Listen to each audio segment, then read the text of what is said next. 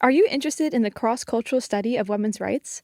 Stay tuned to hear all about the new Honors Beyond the Classroom program to Barranquilla, Colombia on a special edition of the Honor Roll podcast coming up next.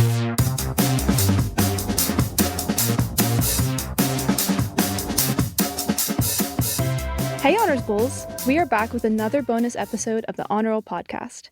Today we are talking all about the Colombia Beyond the Classroom program.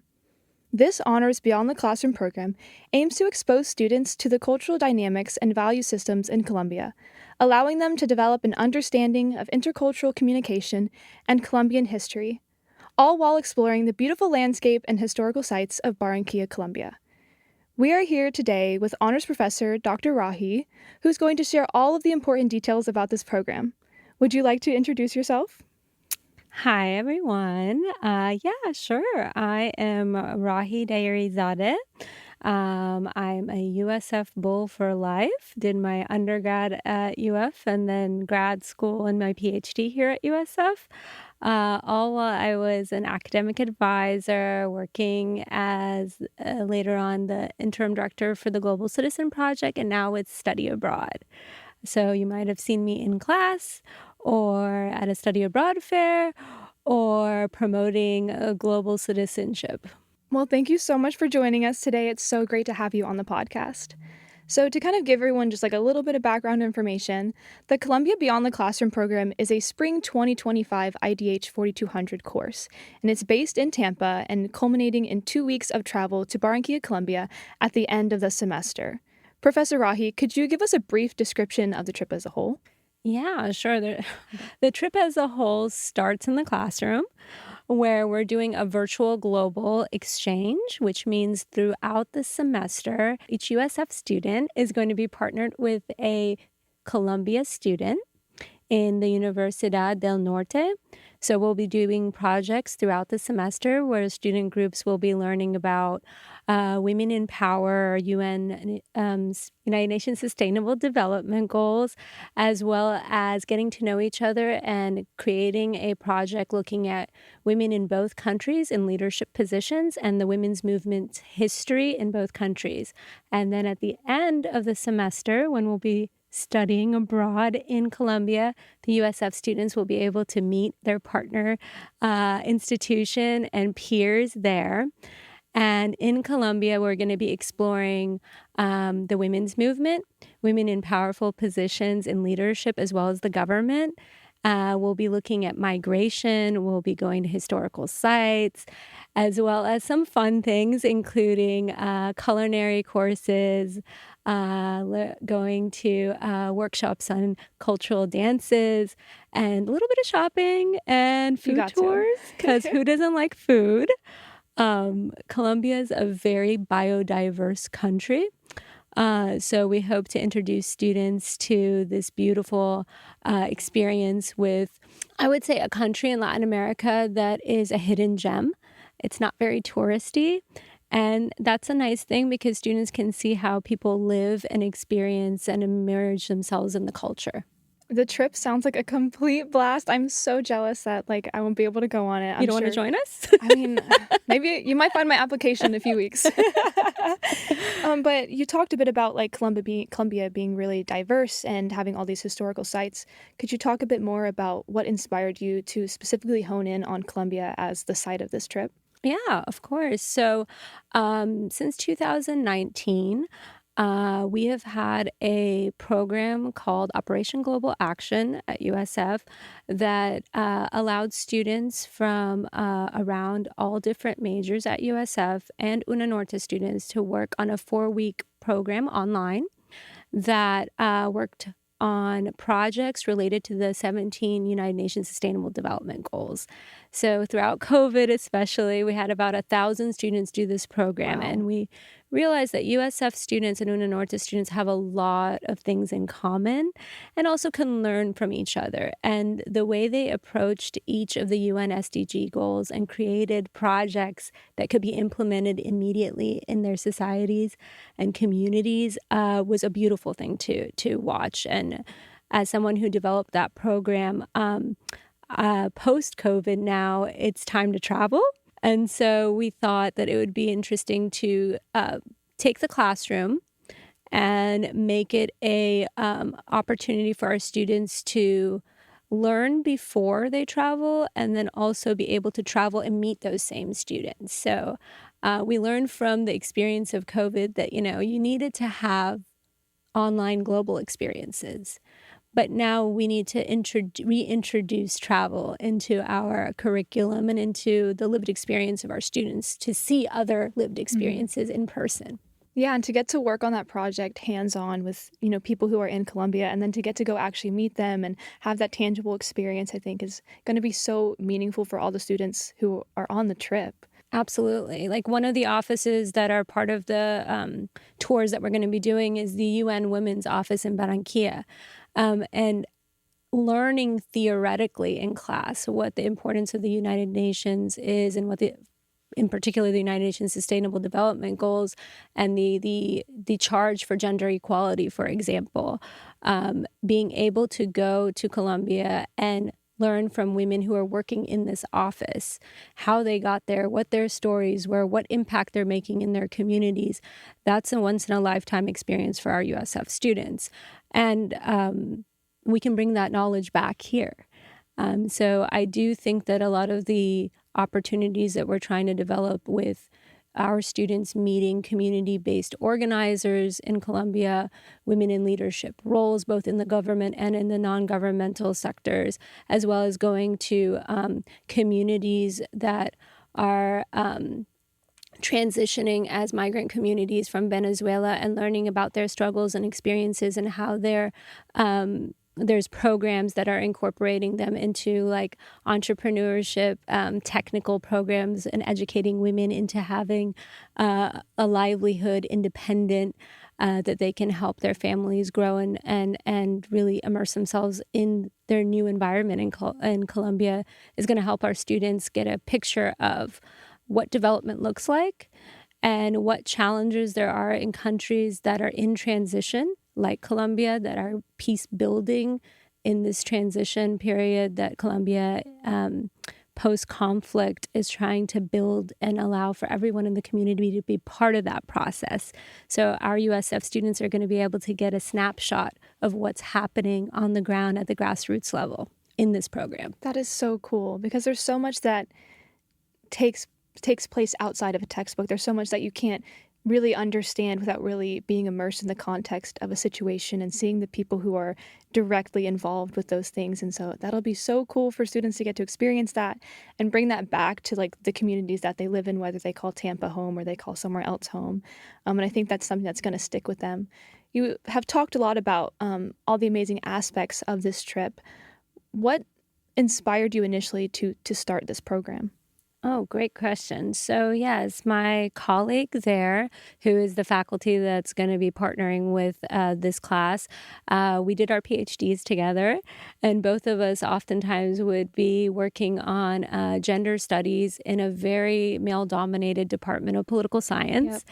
Yep. So we wanted to create a program that would attract students to look at the female perspective in politics, from the top down in government positions, also at the grassroots, where communities can be working together to have one cause, for example, education and enhancing education for children in the community of the migrant workers coming in. So if you are looking at that example, you're seeing a simple example of women going to a workshop, for example, and learning how the importance of education for their children is, and how they can get them into better schools, and to focus on developing skills that will hopefully help them get jobs,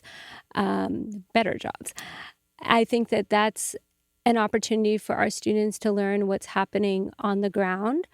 And for our program, the students that are here at USF that will be working with the Una Norte students in group projects throughout the semester, they each will have something that they're delivering at the end.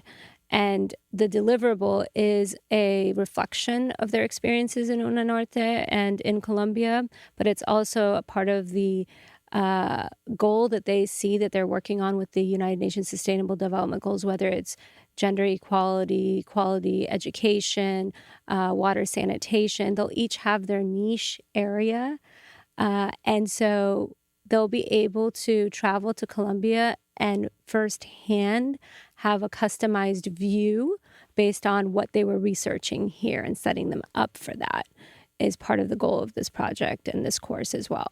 Yeah, this is such a unique experience that students get to take this time to do the research, but then also to kind of zoom out at the end and reflect on, well, what has this whole process meant to me and what does that mean for me going forward? I think that's really awesome and maybe something that, not every other trip offers, being built into the program. Absolutely. So another thing is the fact that most students consider studying abroad in Europe as like a number one. Yeah. Like when you're thinking about where do I want to travel, it's usually like the UK, Italy, let's go to Florence. And those are great places to travel. But the student that is attracted to a program where you're actually looking at grassroots movements occurring, you're looking at how women in particular are empowering other women and bringing community together, is a unique study abroad experience. It means that the student is looking for something in particular that'll help them maybe get into graduate school. Maybe they're looking at going to law school or a career in government, or maybe they are interested in social work and wanting to work in a community. So this study abroad is unique in that way. And it also is kind of going the road less traveled. So Colombia, I said again, is not a very touristy country. So you would be seeing how people really live and the struggles and the challenges they have, but also the beauty in the country. So I think that that's a great opportunity for our students, and it's going to make them stand out from the herd because they did something unique, and because they will get some experiences and skills that they can apply to any interview, talking about how they were resilient through this program and learned about themselves while they were learning and helping others, and working on a project across borders throughout the semester is a very good example of intercultural communication. It's a great example to add to their portfolio. Mm-hmm. And, there's challenges with that. Colombia is about an hour of a time difference. So sometimes, for example, for meetings, they have to be able to coordinate that. And what we ask for the student groups is to meet at least once every 2 weeks, and figure out what their communication plan is, first of all, because WhatsApp is very popular in Colombia. Yeah. And our students at USF don't necessarily know what WhatsApp is until they're in this program. They're like, wait a second, how are we going to communicate? How are we going to get this project done?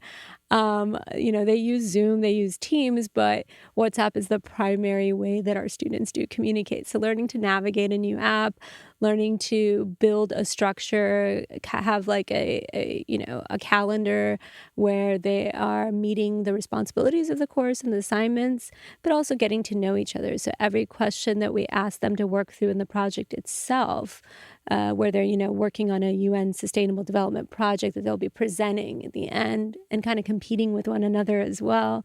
It allows the students to learn from one another, to learn what it means to live and grow up in Colombia, and to learn what it means to live and grow up in the U.S. and in Tampa Bay, and what resources each country has, what laws and legalities are around women's rights in both countries.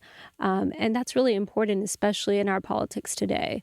So a main part of this course is gender politics and understanding that. And our traveling to Colombia is a case study in gender politics for this course and for this study abroad. Yeah, that's one thing I love so much about this trip, and I think is so interesting, is that it is so current and it is so fresh. And I think it is something that a lot of students now would relate to a lot and be really enticed by getting to research these certain subjects. Mhm. You've talked a lot about like the projects that students are going to work on and things like that. Could you tell us a little bit about what a day in the life on the trip would be like for students? What are the places they're going to visit? Things like that. Absolutely. So we know that everyone's attention span is limited. So all throughout the semester, you've done a lot of theory, you've done a lot of research, and the students have read a lot of articles to prepare them. So in this 2 weeks experience, we really want to make sure that they learn from faculty at Una Norte. So in the mornings, they'll have first, group breakfast. That's always good to set them up. Yeah. So after group breakfast, we're going to be having about 3 hours of class every morning from about 9 to 12.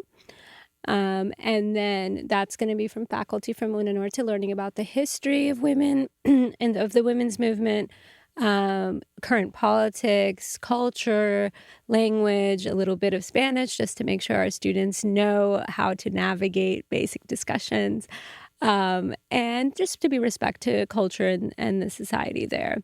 And then we're going to, each day has a field trip, either to a museum, a community-based organization, a neighborhood, or we're going to have a class on a local cuisine.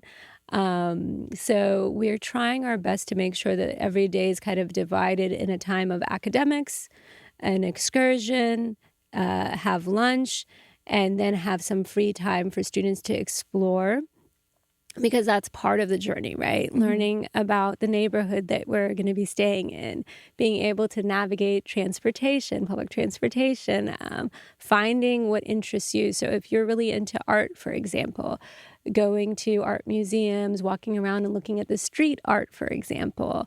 If you're really into food culture, being able to immerse yourself in the gastronomy of Barranquilla and the local cuisine. So we want to make sure that every student has that time in this very short period. We also have an excursion to Cartagena, which is one of the UNESCO World Heritage Sites.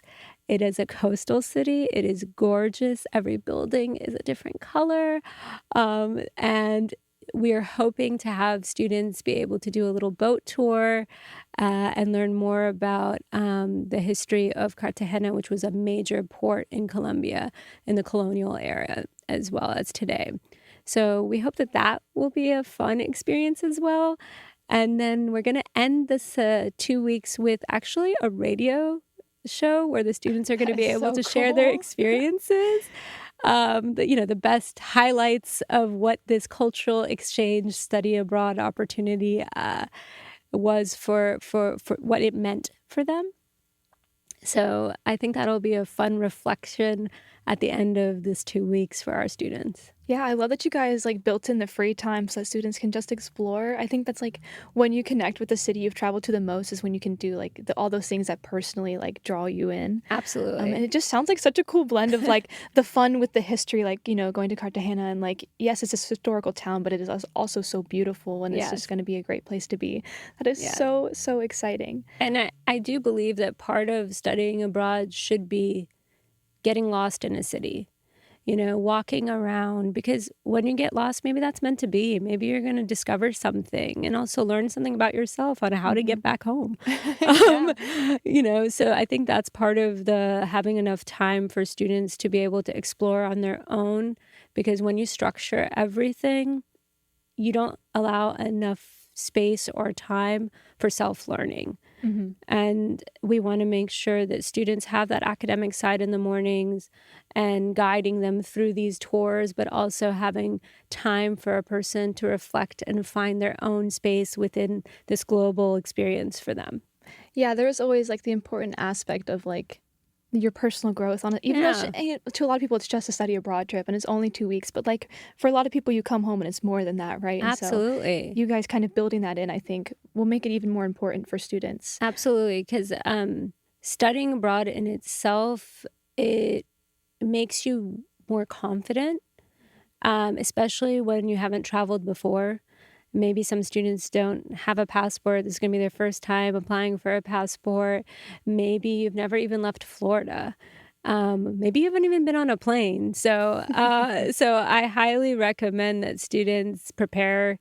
A lot of the important things is to, watch YouTube videos, join people on Instagram and on TikTok, and just be able to see how people live in Colombia, what foods are there, what historical sites inspire you, who, celebrities from Colombia. I mean, most people will know musicians like Shakira. But, looking at doing research before your trip will help lessen culture shock as well, because a lot of students, when they immerse themselves first in a new culture, it's a little bit of a shock. And so the more research you do beforehand, and we'll be preparing students throughout the semester, will help you have a more enriching experience and be more comfortable in this new environment.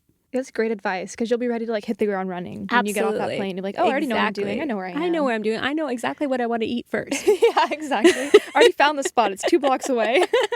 The reviews are great. Well, it sounds like so much fun. I'm sure you guys are going to have a blast in spring 2025 and in your 2 weeks in Colombia. Thank you so much for joining us today. It's been a pleasure to hear all about this trip. All right, that's all for today. If you're interested in trips like the Colombia Beyond the Classroom program, check out USF's Education Abroad website for more information on how to get involved. That will do it for this week's episode. The Honor Roll podcast is recorded in the Judy Genshaft Honors College at the University of South Florida Tampa campus. Production assistance is provided by honors students Sandra Napolitano and Andrew Neal. Thank you all so much for listening, and please do not forget to rate and review our podcast. We appreciate your feedback. We'll be back next week with more honors stories. Stay tuned for more episodes where we talk all about honors study abroad. Until next time, go Bulls.